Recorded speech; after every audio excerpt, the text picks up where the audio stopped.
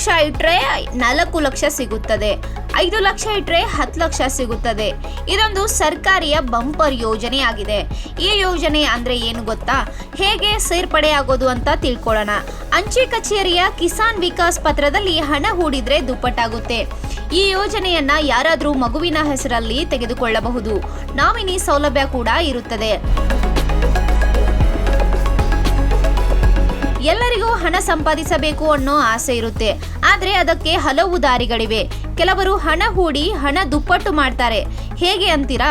ಒಳ್ಳೆ ಯೋಜನೆಗಳ ಬಗ್ಗೆ ತಿಳ್ಕೊಳ್ಬೇಕು ಅಷ್ಟೇ.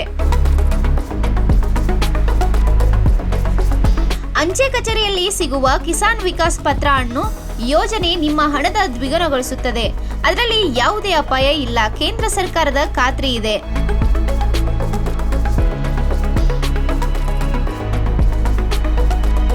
ಈ ಯೋಜನೆ ಅಂದ್ರೆ ಏನ್ ಗೊತ್ತಾ? ಹೇಗೆ ಸೇರ್ಪಡೆ ಆಗೋದು ಅಂತ ತಿಳ್ಕೊಳ್ಳೋಣ. ಈ ಕೆವಿಪಿ ಪತ್ರವನ್ನ ಬೇರೆಯವರಿಗೆ ವರ್ಗಾಯಿಸಬಹುದು, ಬೇರೆ ಅಂಚೆ ಕಚೇರಿಗೂ ವರ್ಗಾಯಿಸಬಹುದು. ಹಣ ಹೂಡಿಕೆ ಮಾಡಿದ 115 ತಿಂಗಳಲ್ಲಿ ಅಂದ್ರೆ 9 ವರ್ಷ 7 ತಿಂಗಳಲ್ಲಿ ಹಣ ದುಪ್ಪಟ್ಟಾಗುತ್ತದೆ.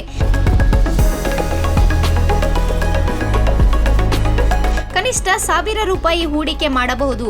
ಮೇಲ್ಮಿತಿ ಅಂತ ಇಲ್ಲ. ನಿಮಗೆ ಬೇಕಾದಷ್ಟು ಕಿಸಾನ್ ವಿಕಾಸ್ ಪತ್ರಗಳನ್ನ ಖರೀದಿಸಬಹುದು. ಈಗ ಈ ಯೋಜನೆಯ ಬಡ್ಡಿ ದರ 7.5%. ಈ ಪ್ರಮಾಣ ಪತ್ರಗಳನ್ನ ಸಾಲಕ್ಕೂ ಬಳಸಬಹುದು.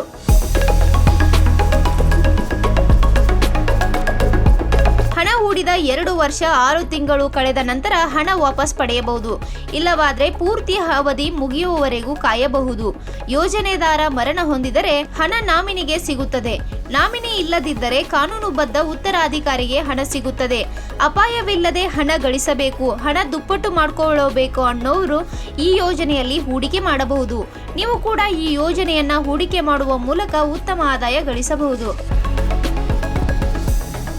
ಸಂಪಾದನೆ ಯಾರು ಬೇಕಾದ್ರೂ ಮಾಡ್ತಾರೆ. ಸಂಪಾದಿಸಿದ ಹಣದಲ್ಲಿ ಉಳಿಸೋದು ಇದೆಯಲ್ಲ, ಅದು ಕಷ್ಟದ ಕೆಲಸ. ಏನೇ ಮಾಡಿದ್ರೂ ಒಂದಷ್ಟು ಹಣ ಸೇರಿಸೋದು ಬಹಳ ಕಷ್ಟದ ಕೆಲಸ. ಹಣ ಉಳಿಸಿದ್ರು ಅದರಿಂದ ಹೇಗೆ ಲಾಭ ಪಡೆದುಕೊಳ್ಳಬೇಕು ಅಂತ ಗೊತ್ತಿರಲ್ಲ. ಹೀಗೆ ಮಾಡಿದ್ರೆ ನಿಮ್ಮ ಹಣ ಭದ್ರವಾಗಿ ಇರುತ್ತದೆ. ಕ್ಷಣ ಕ್ಷಣದ ಸುದ್ದಿಗಳಿಗಾಗಿ ಫ್ರೀಡಂ ಟಿವಿ ಸಬ್ಸ್ಕ್ರೈಬ್ ಮಾಡಿ, ಲೈಕ್ ಮಾಡಿ ಹಾಗೂ ಫಾಲೋ ಮಾಡಿ. ಹೊಸ ಸುದ್ದಿಗಳ ನೋಟಿಫಿಕೇಶನ್ಗಾಗಿ ಬೆಲ್ ಐಕಾನ್ ಮೇಲೆ ಕ್ಲಿಕ್ ಮಾಡಿ.